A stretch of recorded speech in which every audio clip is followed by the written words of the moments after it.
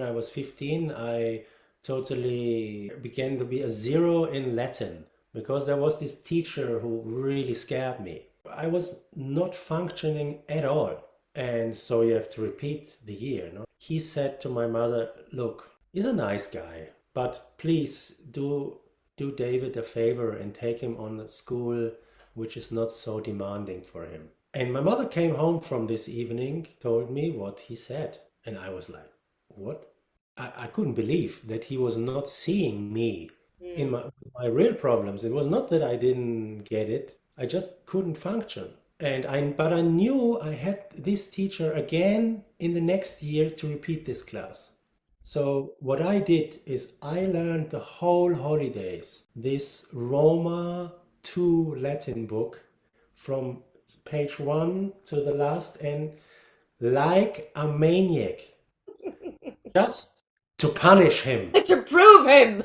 Yeah, you're wrong, fucker. You did 40 years of learning, teaching, and now telling me that I'm too stupid. You learned nothing, okay? 我傻，我傻，像个阿傻。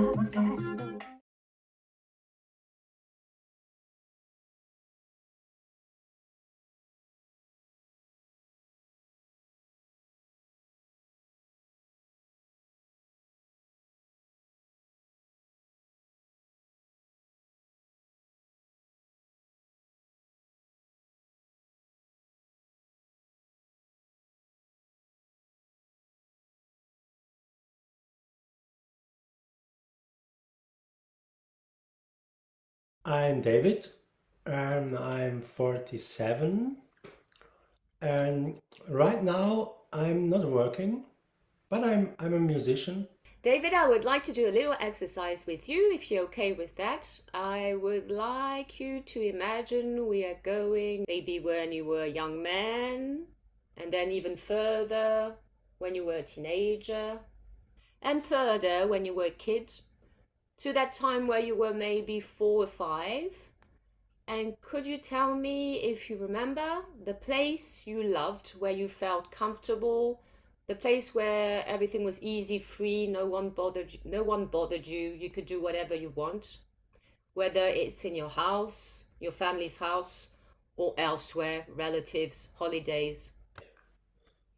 And being safe was to be with your brother? Yeah, Okay. with my brother, and places that I know or places that I knew were safe places. Unknown places are unsafe places, and I didn't feel comfortable there. So could you tell me one safe place you had? Yeah, good question. I remember a safe place. Yeah, we were living above musicians. So he was a piano player and she was a singer, famous.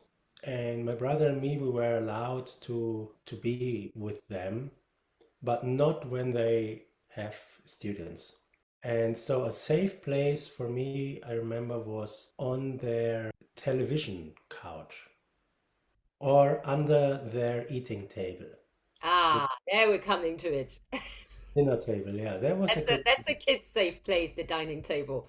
under the dining table of my later first guitar teacher. And she Okay. gave me 3 lessons because she thought, yeah, I'm talented.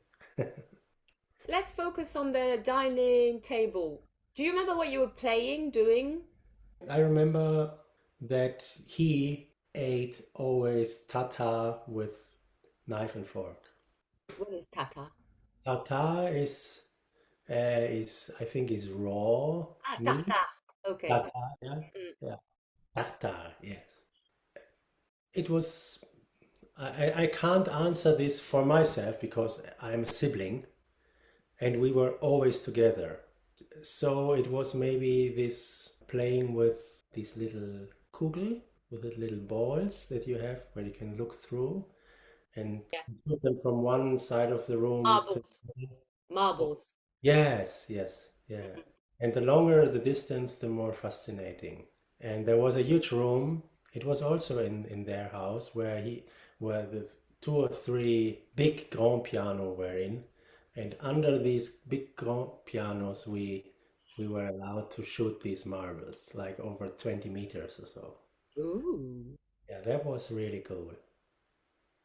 And do you remember why did you like playing marbles? Maybe it was this openness of the space to let something run through an open space and to feel distance in a protected place. Mm. I Mm-mm. think that was very interesting to me. And this room was real, it was, big leather couches and this grand piano and yeah, it was a very interesting, inspiring room. Yeah, it was impressive Hmm.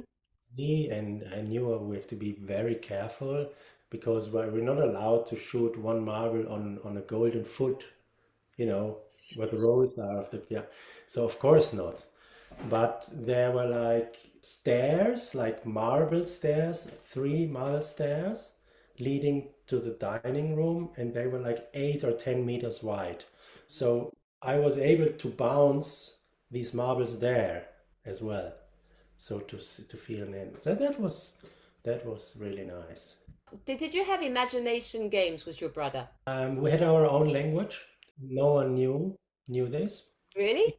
even not our mother. And we had a kindergarten friend, and he learned this language. With you? Did you teach him or did he sneak in? I think he just learned it by being with us. Can you tell me a bit? Can you talk? Do you remember? I can't remember a word.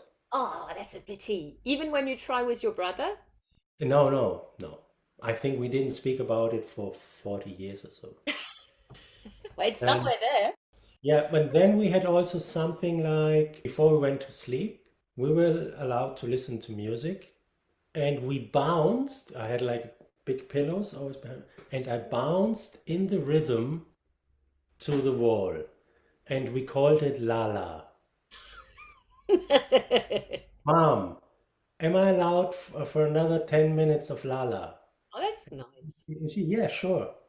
And then there was her music, maybe, and she always was very interested in music. Maybe it was Bob Marley, and or it was Aretha Franklin. For us, it was Lala. Today, we would call it ADHD, maybe. Autism. Of course. Yeah. Yeah, it's interesting at the same time. I'm curious about your imaginary language. With it, was it like sounds like proto language? You know, when in improvisation you invent sounds and badalawa. Was it something like that, or did it really look like a language? There were also characters, I think, in this language, I remember now. And these characters had particular faces, which we did. So there was a character called Stindedoddle. What does that mean? It was our mother, for example, called us like Stinkepoppel, What's which that? means like your bum Oh, smells. stinky bum. Yeah, stinky bum. And we changed it in something in a different thing, and it was a character. And this character was he was really sweet. He was like like he was lazy and but he was overweight. Yeah, he was little like we how we imagined a stinky bum, I think. That's a really sweet person. So he had a specific language. Yes, Stindadodle had a language. Maybe it was language which turned out from other words. A consonant here, a vocal there. Until what age did you speak this language with your brother? Maybe 10, 11. Oh, that's a lot. Yeah. Yeah. I Compared. never spoke about Stindadodle in my life, I think. Well, you're gonna have to call your brother and tell him about him. Yes. Do you remember Stindadodle? Do you remember what you dreamt of becoming when you were a kid? There's the dream you give your parents, I want to be a fireman, president, teacher. And then there's the secret dream, even if it's not possible because you're a kid, you really wish you could become like that. Like I wish I could become Peter Pan's friend and go to his land. That's what I deeply wish it. And when I understood it wasn't possible at all, I was like, oh God, what am I gonna do? Yeah. I was dreaming of taking care of my castle, I think. Your castle. Yes. Oh, that's nice. I always wanted a castle and I still want a castle. Ah, I want a castle. how was the castle when you were a kid? Over the top. I mean, everything gold stuff. Oh, really? Yeah, yeah. I really wanted this. And cars, huge luxury cars. But can I ask you how you imagined that? It came more like an unfulfilled need. I didn't draw. Yes, I was drawing actually before I came to then the higher school. Until 11, 12, I loved to draw. See how memories come back. Yeah. Mm. And I was drawing these evocs. I think it was a movie. They were like these animals. They looked a little bit like apes or bears, but it's very cute and fluffy. Gremlins? Yes, possible. I'm not sure. Yeah, but they looked a bit like this, Mm. but way sweeter. And yeah, and I was creating landscapes, and they lived in this castle, and they lived there. So I was mapping. And these Ewoks, when they were traveling, they were traveling not by airplane, which was I think at that time already a bit claustrophobic to me.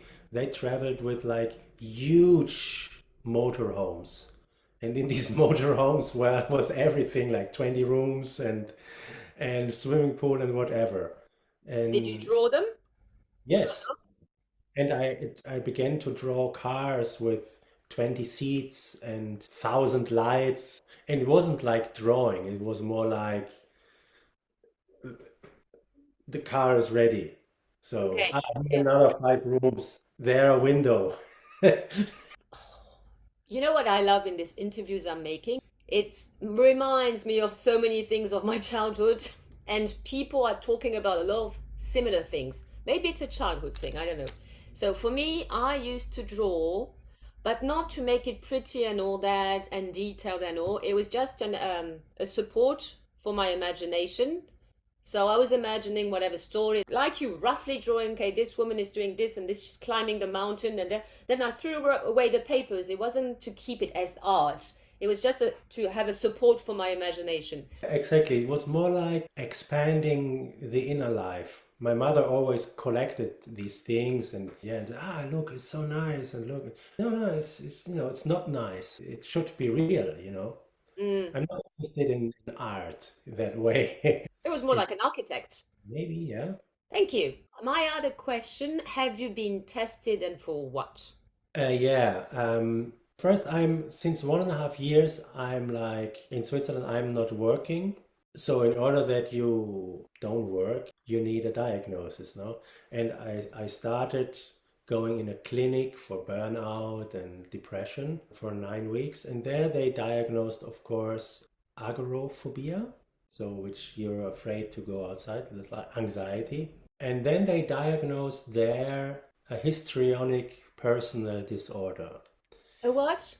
Histrionic personal disorder. That means this person needs non-stop the attention in order to feel good.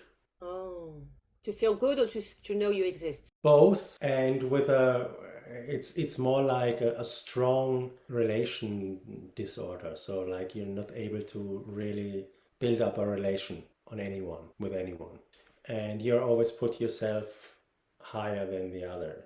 It goes in this narcissistic direction. And of course, it is a mistake. It was a mistake, What was a mistake? this diagnosis. It was more at this stage, I didn't like this concept at all. I go to a clinic, it was a private clinic, cost a lot of money. And like, do you want a little bit more tea, Mr. Buri? Yes, please, And what I did all the years before, I masked a lot. I played a lot of roles. I created a lot of avatars of myself, a lot. And I also continued in a way there to play the ill one. Yeah, the sick one there. You are there to cure me in a way. Oh, This and also the king. You're still the king there of your castle. You are here to heal me. And my psychologist was a very young Greek woman. And I have a big story with Greece. I lived 7 years there, and every time I came in, I came with a Greek song. And I think they create, and then there was, oh, it's so nice, Mr. Burry, when you play guitar, everyone loves it. And yes, yes, go on. So they wanted this in a way. And I know why they wanted this because they need a diagnosis in order to get their money, you know? So that's the system here. But of course, it didn't feel right, and they couldn't help me at all. And they had no idea. No one had the idea. Could it be maybe something different with this person? And the only person who really was interested there was I was in music therapy. It was like everyone goes, picks an instrument from this shelf, and you start to play, and then afterwards we talk about how it feels. And then you take a tambourine, gish. How did this feel? And then take a conga, bam bam. How did this feel? Aha, yeah. And after two times, I was like, listen, I need a single lesson with you. I just want to play drums this 60 minutes, and you answer on this conga what I play. So I started playing, and I expected her like, ga ga ga da da da da da da da. And she didn't have a rhythm feeling. She was a music teacher. She was music therapist. And I said, no, no, we continue, please. I need it. And I think I realized in this moment is a lot of anger inside of me came up and provocation and then she said, I can't do this with you. And then another person came, and she was the complete opposite. And she was the only one when I started who really was like, no, David, you're not like a histrionic person who needs to show. You're just like, you just don't show who you are and Oh my God. what your abilities really are. So, and she started just flying around in the room as a bird, pretending to be a bird and trying to find me as her maybe male companion. So she was like doing this dance with the With the animals, music, was you drumming or with what? but just like this. She was like, "Rah, rah, rah." And I don't. Then I was like, "Rah, rah, rah, rah," like this, and I felt really seen in this moment. That was the only moment in this clinic. And then Lisa, my partner, she has a lot of people around her, like psychologists, and they were always like, David, histrionic? No. But did you try maybe autism or ADHS? And we said, okay, maybe, yeah, we thought, but okay. And then we went by ourselves and tested it. And it was this year in March. And it came out, yes, both I'm in the spectrum, ADHS and autism spectrum. Mm. At 46. Yeah. Mhm. When you were little, did you feel that you were different? Different from your brother, from your friends? Yeah, it sounds strange, but I really never before 23 or 24, really had never had the feeling or never thought that I'm allowed to feel my own feelings. Hmm. Not even that I'm not allowed, just to share them. You know, Did you say it to your brother at least, or your mom? no, And your brother, was he sharing? no. I grew up without my father, Right. and my mother is a master of putting things that are like this in thousand pieces and to put it together in her own perspective. It's a talent. It's a talent which worked for her Mm. until today. But I was with her on the telephone the last days, and I said, "Look, you're on this planet. My brother is on this planet, and I'm on this planet, Mm. and we are. That's like it is. When we talk to each other, then it's like, okay, you have 10 minutes, you can say this, and then I can say something. Everyone loves to have monologues. And I try to say, I don't love it. I don't like it. I want a connection. Mm. So what, how did they react, your mum and brother? Didn't they have a clue that you were a bit different? I was in a way, as long as I followed my brother, I mean, he is in this spectrum as well. Oh, he is too. 99% because it's genetic, Yeah. and we're from one egg. Genetically, we are the same. Hmm. We look the same, we speak the same, the gestures are the same.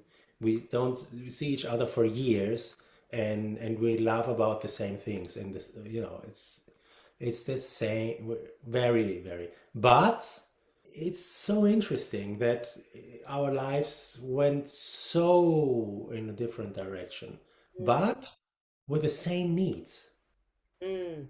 the same needs of safety. So you said you were always with him for safety, but he the same, always with you for safety, or was he the more brave? Yeah, going outside in the world, he was very pragmatic, Mm. from very early on, because he saw, okay, with this mother, I'm going nowhere. With this brother, I'm also going nowhere. So I have to, and everything which is left and right from this, which is maybe an obstacle, I have to avoid and put out of the way. And he's like this still today. So he never asked. When I told him like 23, 5 years ago, when I had strong anxiety, when I didn't leave the house and I couldn't do this for weeks, and his answer was like, "Ah, yeah, ah, come on, everyone has a bad day." Like this. Mm. It was, there was no capacity. Mm-mm. I think it's a lot of time a question of capacity, not a question of good or bad or not Yeah, something. yeah, of course. Can you tell me a bit about how was school for you? Yeah, so I went to the higher school. The first 4 years I was with my brother in school, and then I went to the higher school. I had a very crucial year when I was 15. I totally began to be a zero in Latin because there was this teacher who really scared me. And he was a very, very important teacher in Bavaria at this time, and so I was not functioning at all. And so you have to repeat the year, no? And before you were good, before that teacher? Or I was always like, it was enough. And the first year with this teacher, I still kind of struggled through it, but the second, no chance. The pressure was too high for me. And it was like a zero. And after this year, he said to my mother, "Look, he's a nice guy, but please do David a favor and take him on a school which is not so demanding for him." And it was the last year before his pension, before he retired. And my mother came home from this evening, told me what he said. And I was like, what? I couldn't believe that he was not seeing me in Mm. my real problems. It was not that I didn't get it, I just couldn't function. But I knew I had this teacher again in the next year to repeat this class. So what I did is I learned the whole holidays this Roma 2 Latin book from page 1 to the last end like a maniac, just to punish him. To prove him! Yeah, you're wrong, fucker. You did 40 years of learning, teaching, and now telling me that I'm too stupid. You learned nothing, okay? I So, am the king of my castle.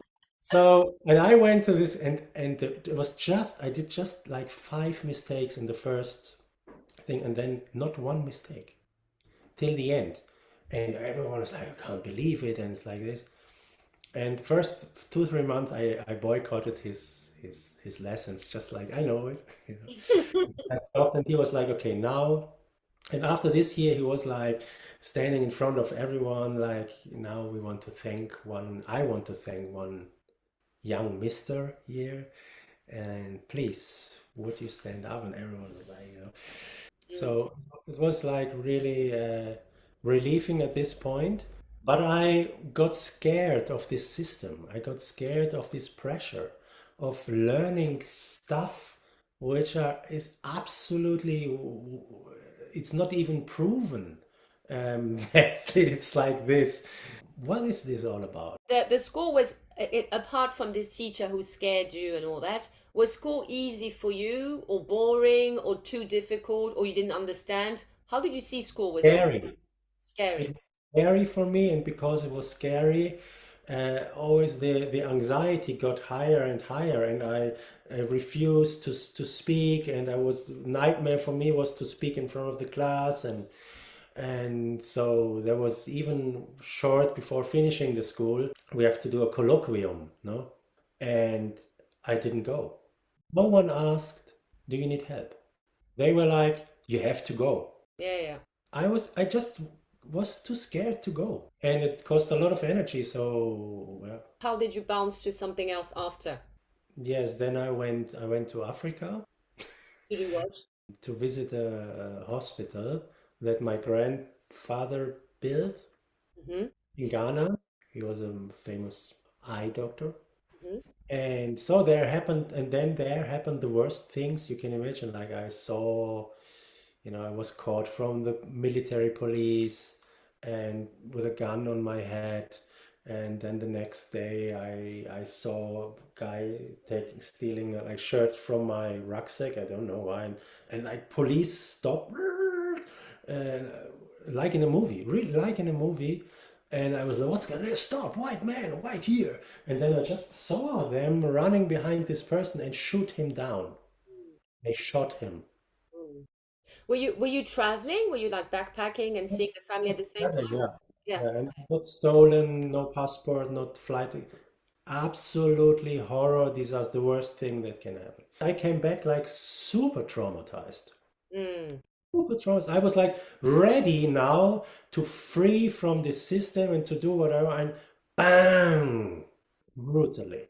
It was really like, yeah. So, and then I started private, like jazz music studies. So you went to music after? Yeah, yeah, the music was always there. I had my first band when I was 13. I had my first record deal when I was 17. Question, how come you were scared to speak in public but not to do your band in public or sing? Were you singing? Were you playing an instrument? Yeah, I wasn't generally scared to speak in public. I was scared to speak in a room in front of people who think they have the power over me by giving remarks and saying something where just, and on this day 785, what the fuck. Yeah, music was something very natural. Mm. Again, I didn't have a conscious plan. I want to be this. I want to make music because I like music. And when I play with these guys, I feel it's cool. That was it. Full stop. Here ended my vision, It was uh What was cool about playing with the guys? yeah, it was, you play and you hear I play something, the other person, it's interesting. I felt a connection. Yeah, it's the connection. And it's this that yeah, music doesn't want anything. It's if it's there, it's there. Yeah, and then it got a bit more professional. We got a record deal for 5 years. At that time, got a lot of money. And I said, yeah, cool. Let's get high and make music. And but I was not in me still. And it took a long, long, long, long, long process. I'm still in and to discover who I am. When you have an idea, how does it pop in your mind and how do you keep it until you create something out of it instead of losing it? Good question. I don't know. So I did music until I was 33. I was in Berlin, had some years in Berlin, working there for theater as well. And then it was too much for me, touring. I had some intense years there, and I got tired, and so I escaped more. It was not, yeah, I want to go to Greece and then let's do something great. I was like, where can I go? Mm. do I belong? I don't know. Mm. So I inherited a ruin in the middle of nowhere on a small Greek island.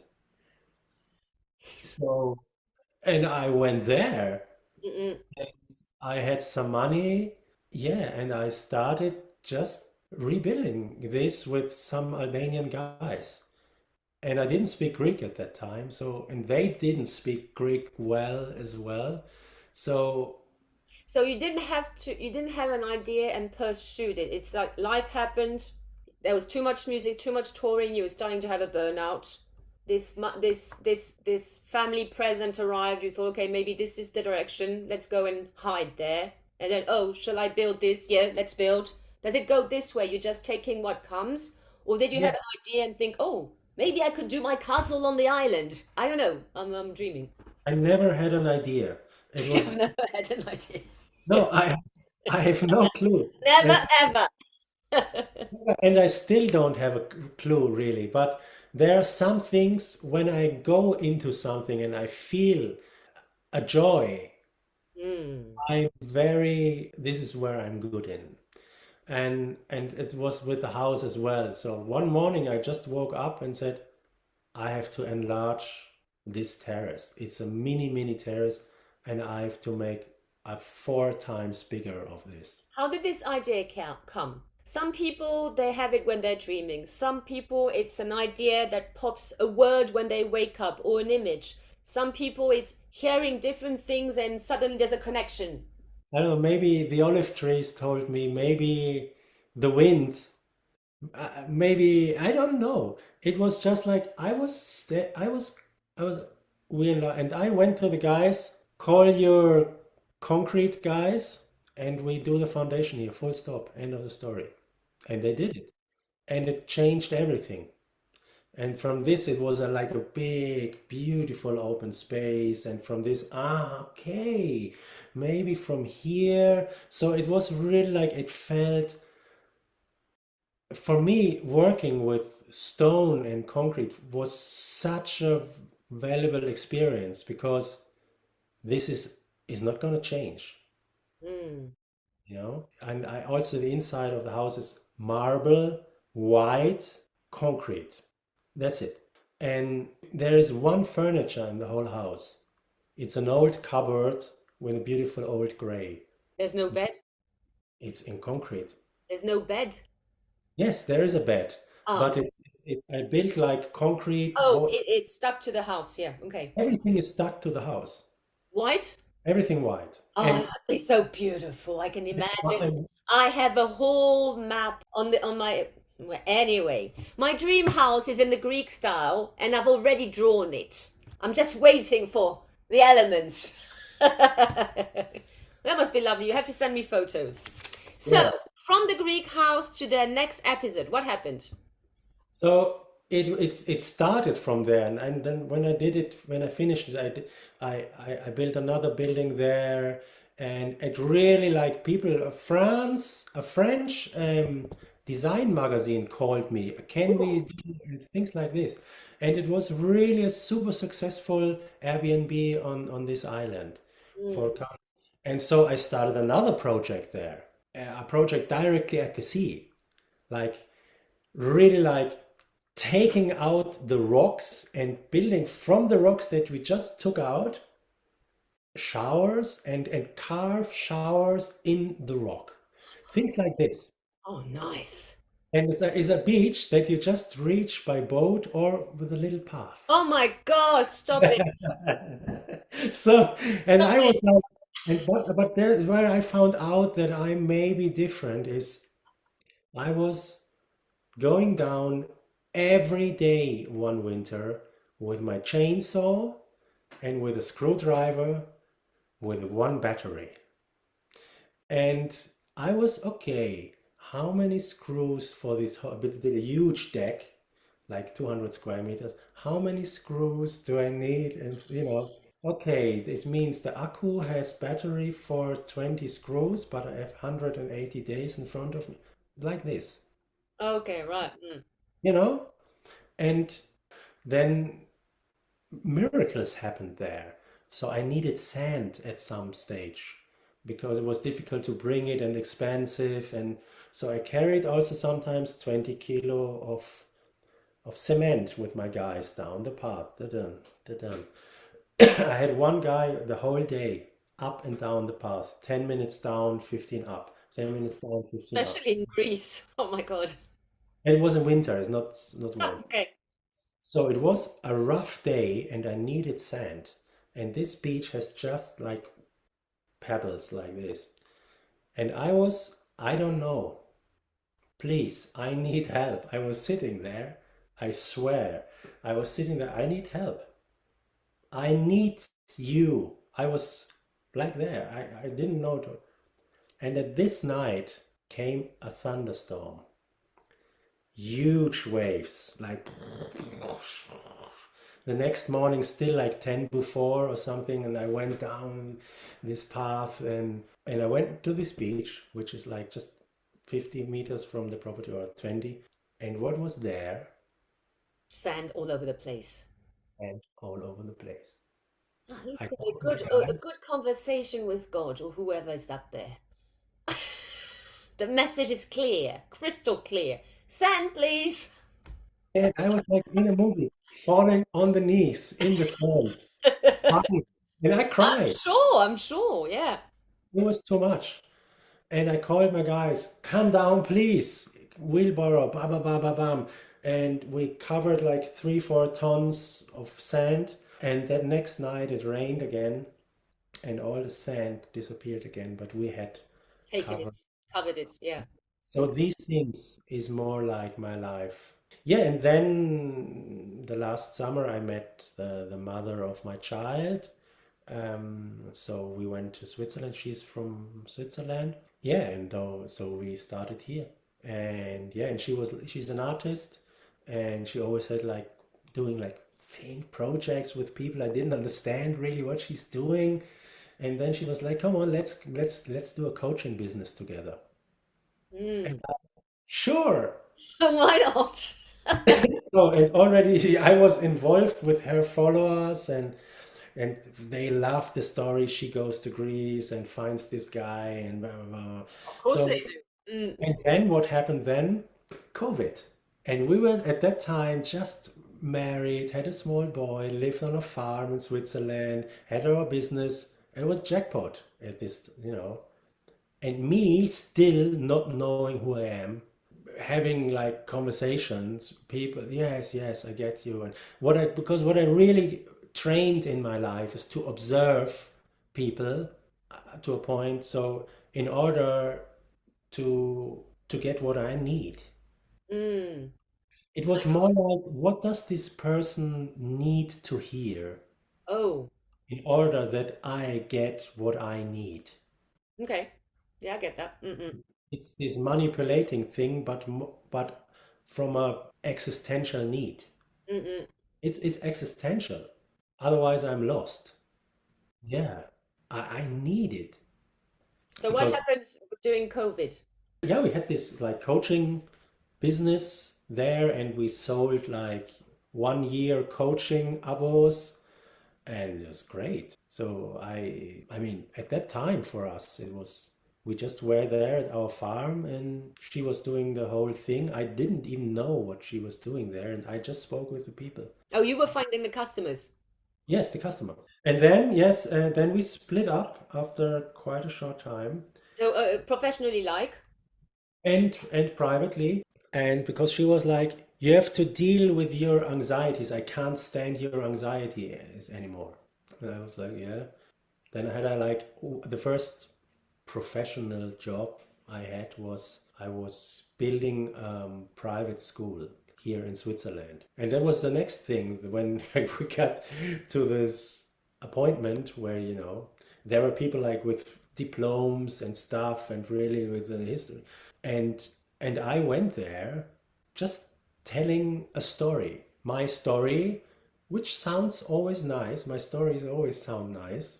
And he calls me the next day. Yeah, for us it was sure that we take you because one thing I really feel is that you come from a rich background. Yeah, yeah, because you really bring so much. Mm-mm. And I arrived there before with like two panic attacks. But I knew what he wanted to, what his vision was. But can you imagine building up a school and being totally overwhelmed, just normally going in a supermarket normally? Because you're open to ideas and because you read what people need, you go into subjects quite easily that excite you, but it's maybe big projects sometimes for the scared little boy inside. Yeah, and Mm, yes, and it was also like an existential thing again, because at this time I was divorced. Here in Switzerland, you need to work, or you have like a lot of money on the bank account, which I didn't have this time. I needed to work, so I worked until they slowly, more and more, after 2 years, found out in a way, they didn't trust me anymore so much mm, for a good reason. I mean, I didn't do anything, but I just wasn't honest with them from the first day. If I were honest, I were there like, I want this job, but I have a really anxiety to come here with a car.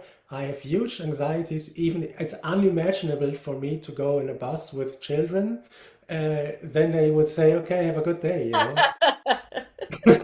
They even wouldn't invite me. But I was there like, I had a coaching business, and there I always felt the people's, they have so many problems there. Why don't we start earlier with the children? That was mm, super catchy. So, and I really want to do a new experience now. And I told them that, and he believed me. mm, mm. Want to see anything because I didn't Well, have anything. I even don't have a finished school.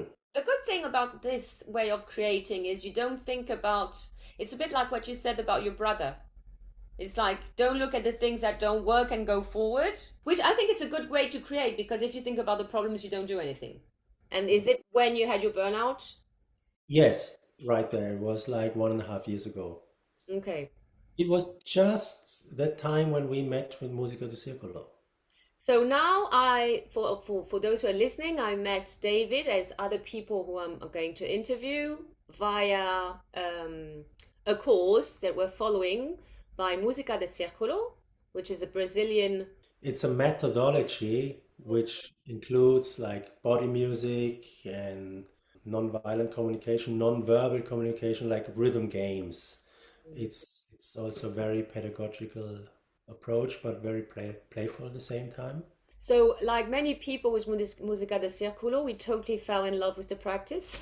So, this is where you are now, let's say. This is where I am now. This is really where I can say I found something in my life which really resonates on a lot of levels. I can't, it's just there. And How are you regarding, because what I have understood, even if I don't want to narrow what you said, is that one of the main problems you have is your anxiety. How does it work with Música de Círculo? How does it help? Help? Did you put on the side? Does it come back sometimes? Or is it like a medicine for that? yeah, it's pure medicine. It's the first time when I went there, I just went there in summer last year to give my partner a company because let's do some Italian holidays and I go with you for the. And after these 4 days with Pedro at that time, I wrote to him, if there's any stage you're planning to do like a European retreat, I want to do it. I want to organize it or I want to help at least. Mm. And yeah, now they asked us to organize this European retreat. So, So guys, there's going to be a European retreat of Música de Círculo if you're interested. yeah, it's 24 until 30 of August. I have another question here. Yeah, it's pure medicine. Mm. And it's so natural. Every time I just I never practice body music, but now it's like I just can do like it's there now. It's like a playful melody, and it's always I have it always with me, and it makes me feel so comfortable. This is what I really want to do, What and would you say if you had the special power? of having like a vortex or a tunnel that would come from now, where you are here, down, woo, to what could you tell your little David if you had the magic power of talking to the past and him listening to you, knowing you're the future? Yeah, I have to think about the lala that I spoke, and I was like, David, the lala that you did was just a little small simple version of Musica de Secolo in a way. So it was like it was a rhythm game that I played. You know the whole journey till your age, you know what he's been through, you know what he was thinking or not, or scared, or whatever he had in his mind and heart. What kind of advice from a big, it's not big brother, but higher version adult of Yeah, himself could you give him for it to be easier, quicker? I don't know, as if you were a magician saying, okay, here's my tip. yeah. I would just say your feelings are real, and when they are real, don't be 1 second scared to share them, and also say what you need. You know, say what you need. Yeah. Yeah, that's a good Always, advice. yeah. You can be scared, yes. If you're scared, you're scared. What are you feeling? What do you need? That's a good advice for a little David. I think he would have needed this a lot. Your feelings are real. Mm. For you, what do you think? Also, we're on a higher level there. What do you think neurodivergent, if they had been put on Earth for something, what do you think we are here for? We could be useful. People like non-typical, you mean? Yeah, yeah. What? Compared to typical. Uh, it was always like if you have like very awake senses.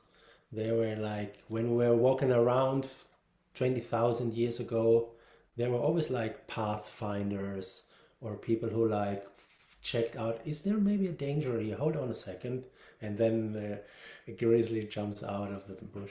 I think this is not the danger anymore of nowadays.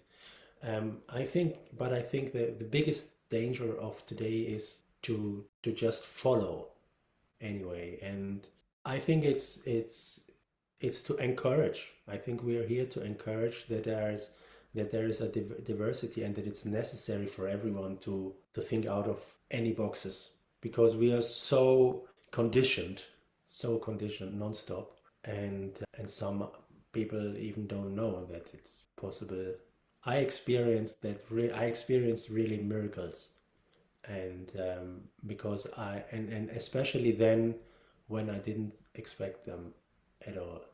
When you're doing your thing. Yeah, when I just went into the unknown, when I was really like on the knees and said, I don't know how to continue. I don't know. Please, where help, you know, like I'm open to receive any kind of help. Yeah.